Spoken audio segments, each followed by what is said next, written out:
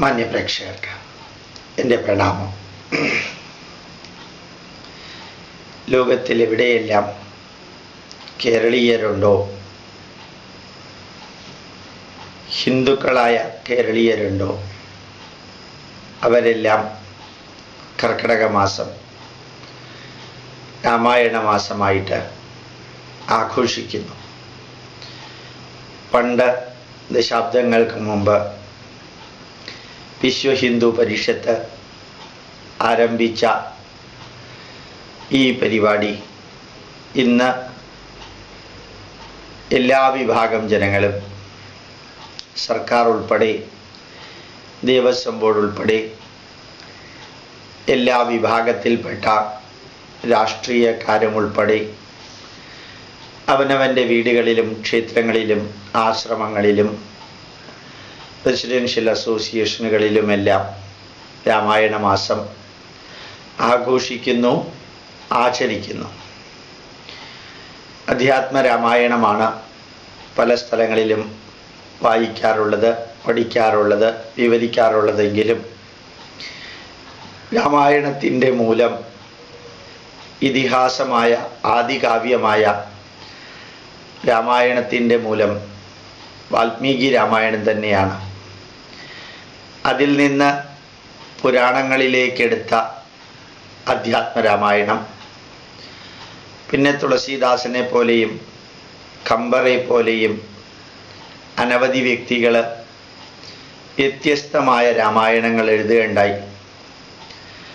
ഈ രാമായണങ്ങളെല്ലാം അഥവാ വാൽമീകി രാമായണത്തിൽ നിന്നുത്ഭവിച്ച ശാഖോപശാഖകളായിട്ടുള്ള രാമായണമെല്ലാം പ്രായോഗിക ധർമ്മശാസ്ത്രത്തിൻ്റെ വിവരണമാണ് നൽകുന്നത്. ധർമ്മശാസ്ത്ര ഗ്രന്ഥങ്ങൾ എന്ന് പറയുമ്പോൾ ശിക്ഷ, നിരുക്തം, വ്യാകരണം, ഛന്ദശാസ്ത്രം, കൽപ്പശാസ്ത്രം, ജ്യോതിഷം, 6 വേദാംഗങ്ങളാണുള്ളത്. ശിക്ഷ, നിരുക്തം, വ്യാകരണം, ഛന്ദശാസ്ത്രം, കൽപ്പശാസ്ത്രം, ജ്യോതിഷം എന്നീ 6 വേദാംഗങ്ങളിൽ കൽപ്പശാസ്ത്രം എടുത്താൽ 5ാമത്തെ വേദാംഗം എന്ന് വേണമെങ്കിൽ പറയാം. അതിൻ്റെ ഇപ്പോൾ ഞാൻ പറഞ്ഞ ക്രമത്തിൽ എഴുതുകയാണെങ്കിൽ 5ാമത്തെ വേദാംഗമായ കൽപ്പശാസ്ത്രത്തിൽ ധർമ്മശാസ്ത്രം എന്നൊരു ഭാഗമുണ്ട്, ഗൃഹ്യസൂത്രം എന്നൊരു വേറൊരു ഭാഗമുണ്ട്. ഇതിൽ ഗൃഹ്യസൂത്രത്തിൽ അച്ഛൻ, അമ്മ, ഭാര്യ, ഭർത്താവ്, മക്കള്, സഹോദരന്മാർ ഇവരെല്ലാം അനുഷ്ഠിക്കേണ്ടതായ കർമ്മങ്ങളെക്കുറിച്ചാണ്, ഗൃഹസ്ഥന്മാരായ വ്യക്തികൾ അനുഷ്ഠിക്കേണ്ട കർമ്മങ്ങളെക്കുറിച്ചാണ് വിവരിക്കുന്നത്. ധർമ്മശാസ്ത്രത്തിൽ ലോകനീതിയെക്കുറിച്ച് വിവരിക്കുന്നു. ബാങ്കിങ് ഉൾപ്പെടെ, ബാങ്കിൽ ഇൻട്രസ്റ്റ് ചാർജ് ചെയ്യേണ്ടത് എത്രയാണ്, ദ്വികം ത്രികം ചതുഷ്കം ച പഞ്ചകം മാസവൃദ്ധി സപാദാധർമ്മ്യ മാസവൃദ്ധി പഞ്ചപണാതു വ്യാവഹാരികി. നമ്മുടെ ഇൻട്രസ്റ്റ് 2%, 3%, 4%, 5% പെർ മന്ത് ഇതാണ് ചാർജ് ചെയ്യാവുന്നത്. ധാർമ്മികമായ പലിശ എന്ന് പറയുന്നത് 1.25%. വ്യാവസായിക ആവശ്യങ്ങൾക്ക് കൊടുക്കുന്ന കടത്തിൻ്റെ പലിശ എന്ന് പറയുന്നത് പഞ്ചപണാതു വ്യാവഹാരികി. അങ്ങനെയുള്ള കാര്യങ്ങൾ ഉൾപ്പെടെ എല്ലാ കാര്യങ്ങളും വിവരിക്കുന്ന ഗ്രന്ഥമാണ് ധർമ്മശാസ്ത്രം. അത് ഒരെണ്ണമല്ല ഉള്ളത്. അടിസ്ഥാനപരമായി 4 ധർമ്മശാസ്ത്രങ്ങളുണ്ട്. ബൗദ്ധായന ധർമ്മശാസ്ത്രം, കാത്യായന ധർമ്മശാസ്ത്രം, മാനവ ധർമ്മശാസ്ത്രം, ആപസ്തംഭ ധർമ്മശാസ്ത്രം. ബൗദ്ധായനം, ആപസ്തംഭം, കാത്യായനം, മാനവം ധർമ്മശാസ്ത്രങ്ങൾ. ഇതിനെ സ്മൃതികൾ എന്നും പറയാറുണ്ട്. കാലക്രമത്തിൽ മാറ്റങ്ങൾ വരുന്നതാണ് ധർമ്മശാസ്ത്രങ്ങൾ. കാലക്രമത്തിൽ മാറ്റം വരുത്തേണ്ടതുമാണ് ധർമ്മശാസ്ത്ര വിഷയങ്ങൾ. അപ്പം ആ ധർമ്മശാസ്ത്ര ഗ്രന്ഥങ്ങളിലെല്ലാം നമ്മൾ എങ്ങനെ ജീവിക്കണമെന്ന സന്ദേശമാണ് നൽകുന്നത്. അപ്പോൾ ധർമ്മശാസ്ത്രങ്ങളിലെല്ലാം ഒരു രാഷ്ട്ര ജനത, വ്യക്തിപരമോ കുടുംബപരമോ സമൂഹപരമോ രാഷ്ട്രപരമോ അന്താരാഷ്ട്രപരമോ ആയിട്ടുള്ള ജീവിത സന്ദേശങ്ങളാണ് ധർമ്മശാസ്ത്രങ്ങളിൽ നൽകുന്നത്. ധർമ്മശാസ്ത്രമാകട്ടെ കൽപ്പശാസ്ത്രത്തിൻ്റെ ഭാഗമാണ്. കൽപ്പശാസ്ത്രം 6 വേദാംഗങ്ങളിൽ ഒരെണ്ണമാണ്. ആ ധർമ്മശാസ്ത്രം ജീവിതത്തെ ധാർമ്മികമായി നയിക്കുന്നതിൽ സന്ദേശം നൽകുന്നു. അത് ഉപദേശ രൂപത്തിലാണ് നൽകിയിരിക്കുന്നത്. ഇന്ന കാര്യങ്ങൾ ചെയ്യണം, ഇന്ന കാര്യങ്ങൾ ചെയ്യണം, രാജാവ് ഇതെല്ലാം ചെയ്യണം, മന്ത്രിമാരിതെല്ലാം ചെയ്യണം, കുറ്റം ചെയ്യുന്നവർക്ക് ഈ ശിക്ഷകൾ കൊടുക്കണം, പണ്ഡിതന്മാരെ ഇങ്ങനെ സംരക്ഷിക്കണം, വിദ്യാലയങ്ങൾ ഇങ്ങനെ തുടങ്ങണം, രാജാവ് തൻ്റെ സുരക്ഷ എങ്ങനെ ഇതാക്കണം, ട്രഷറി ഖജനാവ് എങ്ങനെ സൂക്ഷിക്കണം, നികുതി എങ്ങനെ പിരിക്കണം, ഇങ്ങനെയുള്ള കാര്യങ്ങളെക്കുറിച്ചുള്ള വിവരണങ്ങളാണ് ധർമ്മശാസ്ത്രത്തിൽ വിവരിക്കുന്നത്.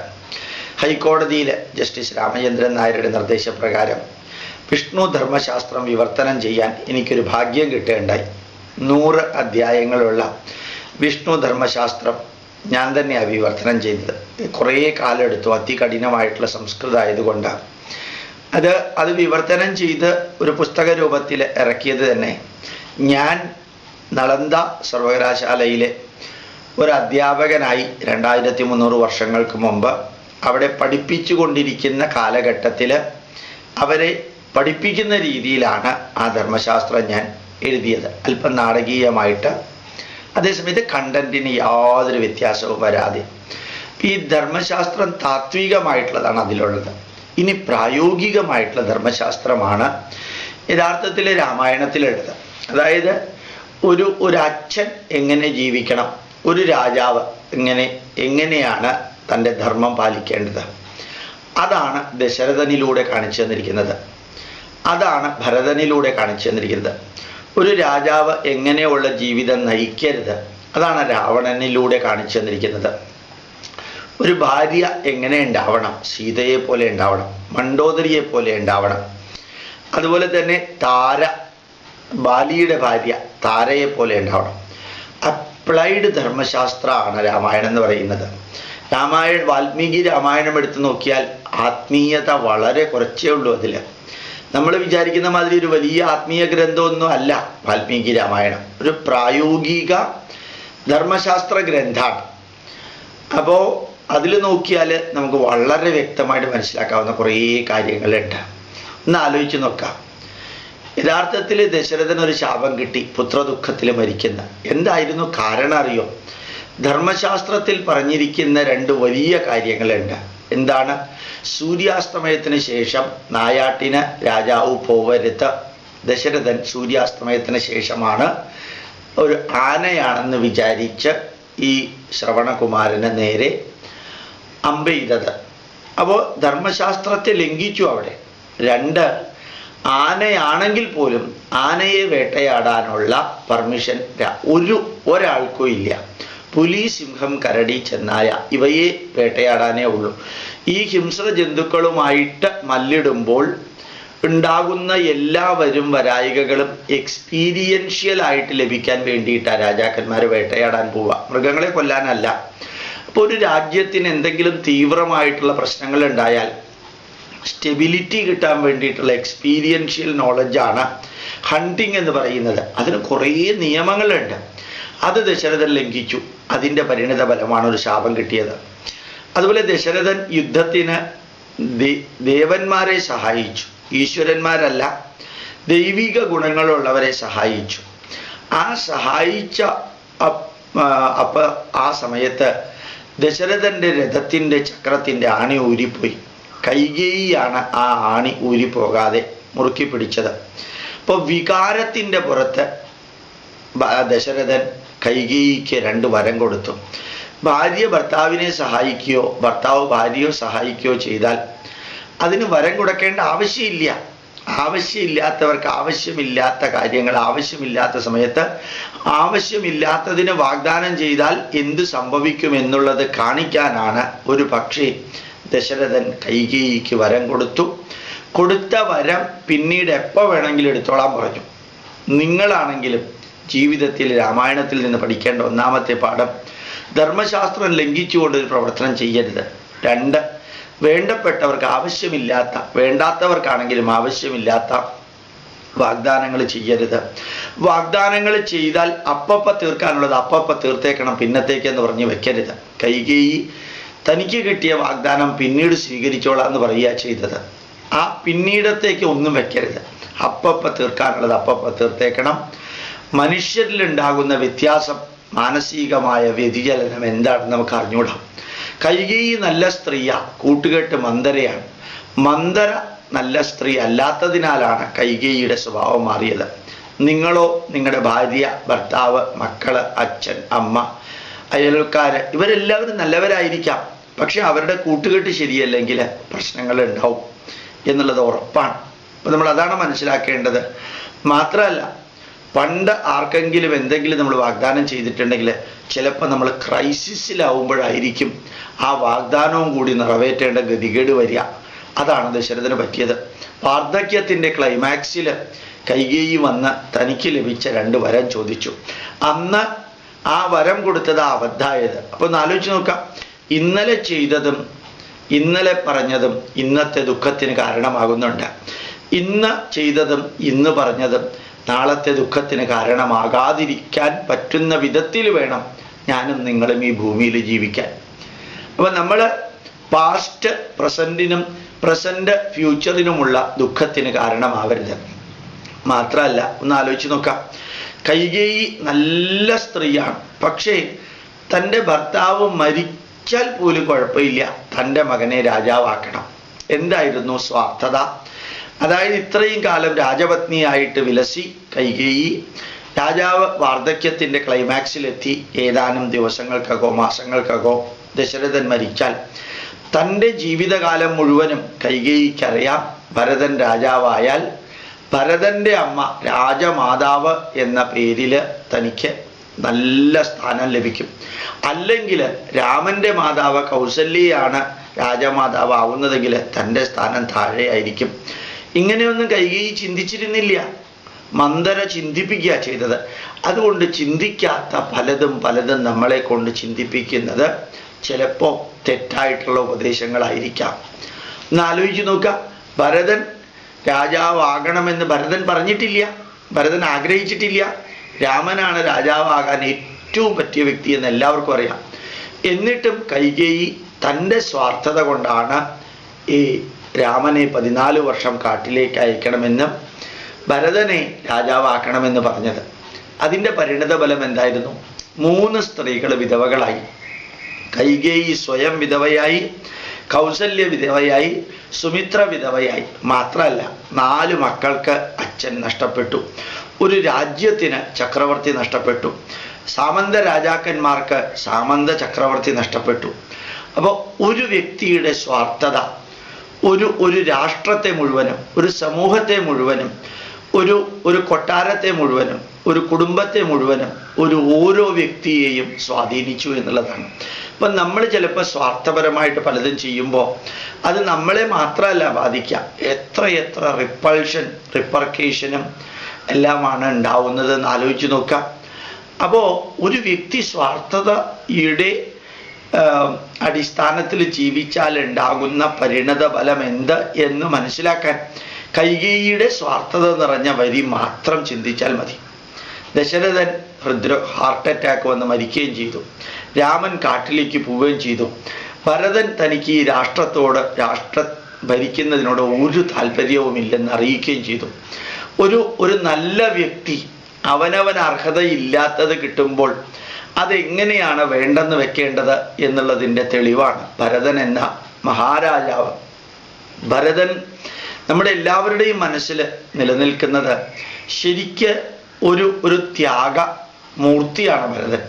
ത്യാഗമൂർത്തിയാണ് ഭരതൻ എന്ന് പറയുന്നത് 2 കാരണങ്ങൾ കൊണ്ടാണ്. ഒന്ന്, താനല്ല രാജാവാകേണ്ടത്, തനിക്ക് രാജാവാകാൻ ആഗ്രഹമില്ല. ഏറ്റവും ഉത്തമനായ രാജാവ് രാമൻ തന്നെയാണ്. ധർമ്മബോധമുള്ള, സ്റ്റെബിലിറ്റിയുള്ള, എല്ലാവിധത്തിലും ശസ്ത്രവിദ്യകൾ അറിയുന്ന, ഒരു തരത്തിലും സ്വാർത്ഥതയില്ലാത്ത, ദശരഥൻ്റെ എല്ലാ നന്മകളും അതിനേക്കാൾ കൂടുതൽ നന്മകളുമുള്ള രാമൻ ജീവിച്ചിരിക്കുമ്പോൾ തനിക്ക് അർഹതയില്ലാത്ത ഒരു സിംഹാസനത്തിൽ കയറിയിരിക്കാൻ ഒരു തരത്തിലും ഭരതന് അല്പം പോലും ആഗ്രഹമില്ല. അതാണ് ഭരതൻ്റെ മഹത്വം. അവസാനം നിർബന്ധിച്ച് രാജ്യഭാരം ഏറ്റെടുക്കേണ്ടി വന്നപ്പോൾ പോലും ഭരതൻ അയോധ്യയിലെ സിംഹാസനത്തിൽ ഇരുന്നില്ല. നമ്മുടെ തിരുവനന്തപുരത്തെ മഹാരാജാവ് മാർത്താണ്ഡവർമ്മ പത്മനാഭദാസനായിട്ട് രാജ്യം ഭരിച്ചതുപോലെ ശ്രീരാമൻ്റെ ദാസനായിട്ട്, രാമദാസനായിട്ട്, രാമൻ്റെ പാദുകം വെച്ച് രാമൻ ഉടുത്തതുപോലെയുള്ള മരൗരിയും എല്ലാം ധരിച്ചുകൊണ്ടാണ് ഭരതൻ 14 വർഷം രാജ്യം ഭരിച്ചത്. അപ്പൊ രാജ്യം ഭരിക്കാനുള്ള അവകാശം തനിക്ക് ലഭിച്ചിട്ട് പോലും രാജാവിൻ്റെ ആഡംബരമോ രാജാവിൻ്റെ ജാടയോ രാജാവിൻ്റെ രീതിയിലുള്ള ഒരു പെരുമാറ്റമോ ഇല്ലാതെ ധർമ്മബോധമുള്ള ഒരു ഭരണാധികാരിയുടെ രീതിയിലാണ് ഒരാഡംബരങ്ങളിലും സ്വീകരിക്കാതെ ഭരതൻ രാജ്യം ഭരിച്ചത്. അല്ലെങ്കിൽ ഒരു രാജാവ്, ഇപ്പം നമ്മുടെ ഈ MLA-മാർ ഒരു മാസം MLA ആയാലും MP ആയാലും മന്ത്രി ആയാലും അവരുടെ ജാട എന്താ, അതുമായിട്ടൊന്ന് താരതമ്യം ചെയ്യണം. ഇത് ത്രേതായുഗത്തിലാണ്. ഇപ്പോൾ നമ്മൾ ജീവിക്കുന്നത് കലിയുഗം തുടങ്ങിയിട്ട് 5114 വർഷം കഴിഞ്ഞ്. ഇപ്പോൾ വിവേകവും ബുദ്ധിയുമുള്ള മന്ത്രിമാർ പോലും മന്ത്രി കസേരയ്ക്ക് വേണ്ടിയിട്ടാണ് ഓരോരുത്തർ കിടന്ന് അടിപിടി കൂടുന്നത് എന്നുള്ളത് കൂടി നോക്കുക. എല്ലാ ദിവസവും ഈ മെത്രാൻ തിരുമേനിയും കർദിനാളും പറഞ്ഞതുപോലെ ഇവിടുത്തെ മന്ത്രിമാർക്കും MLA-മാർക്കും രാജ്യം ഭരിക്കാനും മഴയുടെ പ്രശ്നങ്ങൾ പരിഹരിക്കാനും രോഗത്തിൻ്റെ പ്രശ്നങ്ങൾ പരിഹരിക്കാനും ഇവിടെയുള്ള വിലക്കയറ്റം അതേക്കുറിച്ച് ചിന്തിക്കാനും ഒന്നും നേരെയില്ല. ആര് മന്ത്രിയാവണം, അയാൾക്ക് ഏത് വകുപ്പ് കൊടുക്കണം, അയാളെ മന്ത്രിയാക്കണോ ഇയാളെ മന്ത്രിയാക്കണോ, ഏതാണ്ട് 140ഓളം കസേരയുള്ളതിൽ 10-21 മന്ത്രിമാരെ അവരുടെ എണ്ണവും അവരുടെ വകുപ്പും തീരുമാനിക്കാനായി ഇവർ മുഴുവനും ജീവിക്കുന്നത്. ഈ രാഷ്ട്രത്തിലെ 3.6 കോടി കേരള ജനതയിലെ കുറിച്ച് അവർക്ക് ഒരു ചിന്തയില്ല. ഭരതൻ മറിച്ചായിരുന്നു. അതാണ് പൂർവികരുടെ മഹത്വം എന്ന് പറയുന്നത്. ഭരതൻ അവനവൻ്റെ സ്ഥാനത്തെക്കുറിച്ചോ കസേരയെക്കുറിച്ചോ ആഡംബരത്തെക്കുറിച്ചോ അധികാരത്തെക്കുറിച്ചോ അല്ല, ഭരണത്തിൻ്റെ നന്മകളെക്കുറിച്ചിട്ടാണ്. ആ ഭരണഭാരം ഭരതൻ ഏറ്റെടുക്കുമ്പോൾ പോലും രാമനോട് പറഞ്ഞത്, ഞാൻ ഭരിക്കുന്ന കാലത്ത് ഈ കോസല രാജ്യത്തിൽ ഉണ്ടാകുന്ന എല്ലാ തിന്മകൾക്കും ഉത്തരവാദി ഞാനാണ്. കോസല രാജ്യത്തുണ്ടാകുന്ന എല്ലാ തിന്മകൾക്കും ഉത്തരവാദി ഞാനാണ്. ഞാൻ ഭരിക്കുന്ന കാലത്ത് കോസല രാജ്യത്തിലുണ്ടാകുന്ന എല്ലാ നന്മകൾക്കും ഉത്തരവാദി അങ്ങാണ്. ഇതാണ് failure management. Doctor APJ Abdul Kalam Pennsylvania യൂണിവേഴ്സിറ്റിയിൽ ചെന്ന് പ്രഭാഷണം നടത്തിയത് ഈ ഭരതൻ്റെ വരിയെക്കുറിച്ചിട്ടാണ്. ISROയിൽ ഉണ്ടാകുന്ന ഏത് പരാജയത്തിൻ്റെയും ഉത്തരവാദിത്വം APJ അബ്ദുൽ കലാം ഏറ്റെടുത്തു. ISROയിൽ റോക്കറ്റും സാറ്റലൈറ്റും ലോഞ്ച് ചെയ്യുമ്പോൾ ഉണ്ടാകുന്ന ഏത് വിജയത്തിൻ്റെയും ക്രെഡിറ്റ് സഹപ്രവർത്തകർക്ക് വിധിച്ചു കൊടുത്തു. ഇത് ഭരതൻ്റെ വീക്ഷണമാണ്. കോസല രാജ്യത്തിലെ നന്മകൾക്കെല്ലാം ഉത്തരവാദി അല്ലെങ്കിൽ അവകാശി അത് രാമനും, തിന്മകൾക്കെല്ലാം അവകാശി ഉത്തരവാദി ഞാനുമെന്ന് ഭരതൻ പറഞ്ഞ ആ ഫെയിലിയർ മാനേജ്മെൻറ്റിൻ്റെ മൂർത്തിമത് ഭാവമാണ് ഭരതൻ. അതുപോലെ തന്നെ ആലോചിച്ച് നോക്കാം, അനുജൻ ലക്ഷ്മണൻ, ദശരഥൻ കൈകേയിയിലൂടെ എന്ന് പറയപ്പെടുന്ന രാമൻ കാട്ടിലേക്ക് പോകണമെന്ന വരി കേട്ടപ്പോൾ ആദ്യം അച്ഛനെ പോലും കൊല്ലാൻ വാളെടുത്തതായിരുന്നു ലക്ഷ്മണൻ. ആ ലക്ഷ്മണന്റെ വികാരത്തെ സ്റ്റെബിലൈസ്ഡ് ആയിട്ടുള്ള രാമനാണ് ശരിക്ക് ശാന്തമാക്കിയത്. വികാരം കൊണ്ട് പ്രവർത്തിക്കരുത് അനുജ, വിചാരം കൊണ്ട് വേണം പ്രവർത്തിക്കാൻ എന്ന് പറഞ്ഞത്. ലക്ഷ്മണോപദേശം എന്നൊരു ഭാഗമുണ്ട് രാമായണത്തിൽ. എന്ത് രസാറിയോ, യഥാർത്ഥത്തിൽ രാമായണത്തിൽ 21-ാം നൂറ്റാണ്ടിൽ ജീവിക്കുന്ന നമുക്ക് ഇത്രയും ഉജ്ജ്വലമായിട്ടുള്ള ഒരു മാനേജ്മെന്റ് പ്രിൻസിപ്പിൾ വേറൊന്നും കിട്ടില്ല. ഇപ്പൊ ലക്ഷ്മണോപദേശം എന്ന് പറഞ്ഞാൽ ഒരു മനുഷ്യൻ എങ്ങനെയാ പെരുമാറേണ്ടത് എന്ന് ജ്യേഷ്ഠൻ അനുജന് പറഞ്ഞു കൊടുക്കാം. അച്ഛൻ്റെ സ്ഥാനത്തുള്ള ജ്യേഷ്ഠൻ, ജ്യേഷ്ഠഭ്രാത പിതൃസമ, കനിഷ്ഠഭ്രാത പുത്രസമ. ജ്യേഷ്ഠൻ അച്ഛൻ്റെ സ്ഥാനത്ത് നിന്നുകൊണ്ട് അനുജൻ മകൻ്റെ സ്ഥാനത്തുള്ള ലക്ഷ്മണന് ആ അനുജന് പറഞ്ഞു കൊടുക്കാൻ എങ്ങനെയാണ് തീവ്രമായ സംഘർഷാവസ്ഥ ഉണ്ടാവുമ്പോൾ അതിനെല്ലാം കൈകാര്യം ചെയ്യേണ്ടത് എന്ന്. അപ്പൊ ആലോചിച്ച് നോക്കാം, നമ്മുടെ പ്രായോഗിക ധർമ്മശാസ്ത്രമാണ് ഇവിടെ എല്ലാം, അപ്ലൈഡ് ധർമ്മശാസ്ത്ര. എന്നിട്ട് ഭരതൻ തിരിച്ചു വന്നപ്പോൾ കൈകേയിയെ കണക്കിന് ദേഷ്യപ്പെടുമ്പോഴും ആലോചിച്ച് നോക്കാം, അമ്മയാണ് എന്ന പദവി മറന്നുകൊണ്ടല്ല ദേഷ്യപ്പെട്ടത്. ഭരതന് വിഷമം തോന്നിയത് ജ്യേഷ്ഠനെതിരെ ഞാൻ ഗൂഢാലോചന നടത്തി എന്ന് ലോകം പറയുമോ എന്നുള്ളതാണ്. ഭരതൻ സത്യസന്ധനാണ്, ധർമ്മബോധമുള്ളവനാണ്, സ്വാർത്ഥത ഇല്ലാത്തവനാണ്. അത് പറഞ്ഞിട്ട് കാര്യമില്ല. ഞാൻ സത്യസന്ധനാണ്, ധർമ്മബോധമുള്ളവനാണ്, പങ്ക്ച്വലാണ്, സിൻസിയറാണ്, ഡിവോട്ടഡ് ആണ്, ഡെഡിക്കേറ്റഡ് ആണ് എന്ന് എനിക്കറിയാം, അല്ലെങ്കിൽ എനിക്കും ദൈവത്തിനും അറിയാമെന്ന് പറഞ്ഞുകൊണ്ട് കാര്യമില്ല. അത് ലോകത്തിൻ്റെ മുമ്പിൽ തെളിയിക്കേണ്ട ആവശ്യമുണ്ട്. അപ്പം ലോകത്തിൻ്റെ മുമ്പിൽ തെളിയിക്കേണ്ട ബാധ്യത എനിക്കുണ്ട്. അതുകൊണ്ടാണ് ഈ 3 അമ്മമാരെയും കൊണ്ട്, കൈകേയി, കൗസല്യ, സുമിത്രയെയും കൊണ്ട് ഭരതൻ രാമൻ കാട്ടിലൂടെ പോകുമ്പോൾ രാമന്റെ അടുത്തേക്ക് പോയി. ലക്ഷ്മണൻ തെറ്റിദ്ധരിച്ചു, ഈ സൈന്യവും കൊണ്ടുവരുന്ന ഭരതൻ വീണ്ടും നമ്മളെ ആക്രമിക്കാൻ വരികയാണോ എന്നുള്ളത്.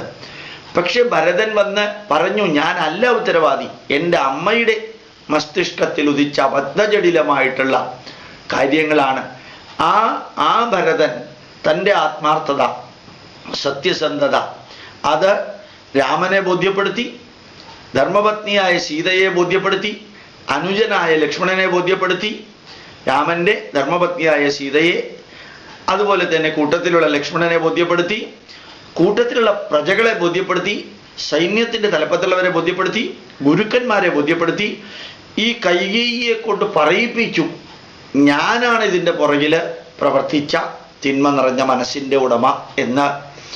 അപ്പോൾ ഭരതൻ എന്താണോ ഭരതൻ അതാണെന്ന് തെളിയിച്ചു. നിങ്ങളും ഞാനും ചെയ്യേണ്ടതാ, സത്യസന്ധരാണ് നമ്മൾ, ആത്മാർത്ഥതയുള്ളവരാണെന്ന് പറഞ്ഞുകൊണ്ട് കാര്യമില്ല. അപ്പോൾ അതാണെന്ന് ലോകത്തിൻ്റെ മുമ്പിൽ തെളിയിച്ചേ മതിയാവും. അത് തന്നെയാണ് ലക്ഷ്മണൻ അനുജന്റെ സ്ഥാനത്തിരുന്നുകൊണ്ട്, രാമന്റെ അനുജത്തിന്റെ സ്ഥാനത്തിരുന്നുകൊണ്ട് വികാരത്തിന് അടിമപ്പെടാതെ വിചാരത്തിന് അടിമപ്പെട്ട് വാക്കുകൾ പ്രയോഗിക്കണമെന്ന് മനസ്സിലാക്കി. ശ്രീരാമൻ കാട്ടിലേക്ക് പോയി. പലരും രാമനോട് പറഞ്ഞു, ഈ കോസല രാജ്യത്തിലെ ജനങ്ങൾ, അയോധ്യയിലെ ജനങ്ങൾ അങ്ങ് രാജാവാകണമെന്ന് ആഗ്രഹിക്കുന്നു. രാജഗുരുവായിട്ടുള്ള വസിഷ്ഠൻ ധർമ്മശാസ്ത്രം എഴുതിയ ആളാണ്. അദ്ദേഹം പറഞ്ഞു, ഏത് ധർമ്മശാസ്ത്രം എടുത്താലും രാജാവിൻ്റെ മൂത്ത മകനാണ് സിംഹാസനത്തിൽ ഇരിക്കാൻ അവകാശി. അതുകൊണ്ട് അങ്ങ് ധൈര്യമായിട്ട് കയറിയിരിക്കണം. മാത്രമല്ല രാജാവിന് വാർദ്ധക്യ സഹജമായിട്ടുള്ള പ്രശ്നങ്ങളുണ്ട്, ഭയമുണ്ട്, അതുകൊണ്ട് മാനസിക രോഗം വരെയും സംഭവിച്ചിരിക്കാം. അതുകൊണ്ട് ധർമ്മശാസ്ത്ര പ്രകാരം രാമന് അധികാരത്തിലിരിക്കാനുള്ള അവകാശമുണ്ട്. വേറെ ഒരു മഹർഷി പറഞ്ഞിരുന്നു, ചാർവാക മഹർഷി പറഞ്ഞിരുന്നു, ദശരഥനെ തുറുങ്കിലടച്ച് നേരെ അധികാരത്തിൽ ആയിരിക്കാൻ പറഞ്ഞു. വസിഷ്ഠൻ മറ്റൊരു ആൾട്ടർനേറ്റീവും കൊടുത്തു. ഭാര്യാഭർത്താക്കന്മാര് ഒരൊറ്റ യൂണിറ്റാണ്, രണ്ട് ശരീരമാണെങ്കിലും. അതുകൊണ്ട് രാമനോട് കാട്ടിലേക്ക് പോകണമെന്നേ കൈകേയിയും ദശരഥനും പറഞ്ഞിട്ടുള്ളൂ, സീതയോട് പോകണമെന്ന് പറഞ്ഞിട്ടില്ല. അപ്പൊ സീതയ്ക്ക് രാമന്റെ പ്രതിനിധിയായിട്ട് രാജ്യഭാരം ഏറ്റെടുക്കാനുള്ള അവകാശം ഉണ്ടെന്ന് പറഞ്ഞു. എന്നാലോചിച്ച് നോക്കാം, ത്രേതായുഗത്തിലാണ് ഒരു സ്ത്രീ രാജാവായിട്ട് രാജ്ഞിയായിട്ട് ഭരിക്കാൻ അവകാശമുണ്ടെന്ന് വസിഷ്ഠ മഹർഷി പറയുന്നത്. സ്ത്രീകൾക്ക് ഭാരതം നൽകിയ സ്ഥാനം എത്ര ഉയർന്നതാണെന്ന് നോക്കുക. അപ്പോ അവിടെ നിന്ന് നമ്മൾ പഠിക്കാനുള്ള കുറെ കാര്യങ്ങളുണ്ട്. ഉപദേശം കൊടുക്കുന്ന രാജഗുരു പോലും ultra modern, logical, rational and scientific വീക്ഷണമുള്ളവരായിരുന്നു. ഇവരുടെ എല്ലാവരുടെയും അഭിപ്രായം രാമൻ കേട്ടു. പക്ഷേ രാമന്റെ തീരുമാനം ഒറ്റയ്ക്ക് രാമനാണ് എടുത്തത്. നമ്മൾ ചെയ്യേണ്ടത് ഇതാണ്, എല്ലാവരുടെയും അഭിപ്രായങ്ങൾ കേൾക്കണം, സജഷൻസ് കേൾക്കണം, ഡിസിഷൻ സ്വയം എടുക്കണം. You can listen to the suggestions of other people, but you should listen others, you should take decision by yourself. അതാണ് രാമൻ കാണിച്ചത്. 14 വർഷം കാട്ടിൽ പോയി, അവിചാരിതമായിട്ട് പല രാക്ഷസന്മാരെയും വധിച്ചു, പല നല്ലവർക്കും സംരക്ഷണം നൽകി. 14 വർഷവും രാമൻ പഠിക്കാൻ വേണ്ടിയിട്ട് ആശ്രമങ്ങൾ തോറും നടന്നു. അന്ത്യത്തിൽ രാവണ നിഗ്രഹത്തിനാണ് താൻ ജനിച്ചത് എന്ന് അഗസ്ത്യനിൽ നിന്ന് മനസ്സിലായി. രാവണ നിഗ്രഹം നടത്തി. ആ രാവണന്റെ പ്രത്യേകത നോക്കാം. 10 തലയുള്ള രാവണൻ. ലോകത്തിൽ ഒരാൾക്കും ഒരു തലയിൽ കൂടുതലില്ല. പിന്നെ എങ്ങനെയാ വാൽമീകി 10 തല എന്ന് പറഞ്ഞത്? ഒരു സംശയമില്ല, 10 തലയുടെ കപ്പാസിറ്റി എന്ന അർത്ഥത്തിലാണ് പറഞ്ഞത്. ചില വ്യക്തികളുണ്ട് ഒരു തലയിൽ കൂടുതൽ കപ്പാസിറ്റി ഉള്ളവരാ. നമുക്ക് ചിലരെയൊക്കെ ആലോചിച്ച് അത്ഭുതം തോന്നും, ഇവർക്ക് ഇത്രയധികം നോളജ് ഉണ്ടോന്ന്. ഇപ്പൊ രാവണന് 10 തലയില്ല. 10 തല വെച്ച് ഒരു മനുഷ്യന് ഭൂമിയിൽ ജീവിക്കാനും സാധിക്കില്ല. അല്പം അതിശയോക്തി കലർന്ന് പറഞ്ഞത് എന്താണ്? 10 തലയുടെ കപ്പാസിറ്റി. അങ്ങനെ 10 തലയുടെ കപ്പാസിറ്റി എന്ന് പറയാൻ കാരണം എന്താ? ഋഗ്വേദം, യജുർവേദം, സാമവേദം, അഥർവവേദം 4 വേദങ്ങൾ പഠിച്ച ആളാണ് രാവണൻ. ശിക്ഷ, നിരുക്തം, വ്യാകരണം, ചന്ദ്രശാസ്ത്രം, കൽപ്പശാസ്ത്രം, ജ്യോതിഷം 6 വേദാംഗങ്ങൾ. 4+6 10 വേദാംഗങ്ങൾ പഠിക്കാൻ കഴിവുള്ള ഒരു മനുഷ്യൻ. അത്ര കപ്പാസിറ്റി ഉണ്ടായിട്ട് പോലും തൻ്റെ പെരുമാറ്റം ശരിയല്ല, മറ്റൊരുവന്റെ ഭാര്യയെ സ്വയമാക്കണമെന്ന രാക്ഷസീയ വിചാരം കൊണ്ട് അവനവന്റെ അന്ത്യം കുറിച്ചു. അപ്പൊ രാമൻ എല്ലാ കഴിവുള്ളവനാണ്. സമുദ്രത്തെ പോലും മാറ്റിമറിക്കാൻ വരുണാസ്ത്രം ഉപയോഗിക്കാൻ കഴിവുള്ള വ്യക്തിക്ക് ഒറ്റയ്ക്ക് രാവണനെ നേരിടാൻ സാധിക്കില്ല.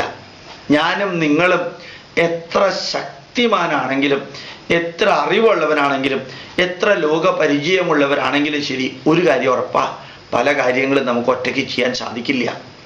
നമ്മളെക്കാൾ താഴ്ന്നവരുടെ സഹായം വേണ്ടിവരും, ചിലപ്പോൾ നമ്മളെക്കാൾ ഉയർന്നവരുടെ സഹായം വേണ്ടിവരും.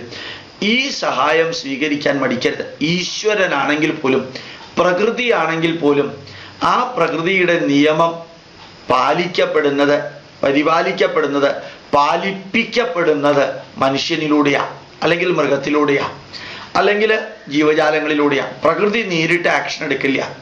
ഒന്നില്ലെങ്കിൽ ഒരു നല്ല മനുഷ്യനിലൂടെ, അല്ലെങ്കിൽ ചീത്ത മനുഷ്യനിലൂടെ, അല്ലെങ്കിൽ ജന്തുവിലൂടെ, അല്ലെങ്കിൽ ചെടികളിലൂടെ.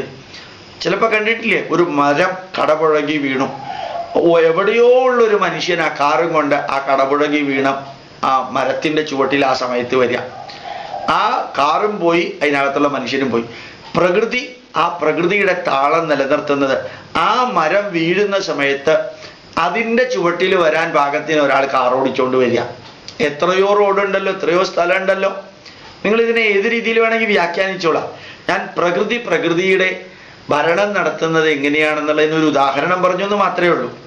അപ്പോൾ ആ രാവണ നിഗ്രഹത്തിന് ശൂർപ്പണഖ കാരണമായി, രാവണ നിഗ്രഹത്തിന് ഹനുമാൻ കാരണമായി, രാവണ നിഗ്രഹത്തിന് സുഗ്രീവൻ കാരണമായി.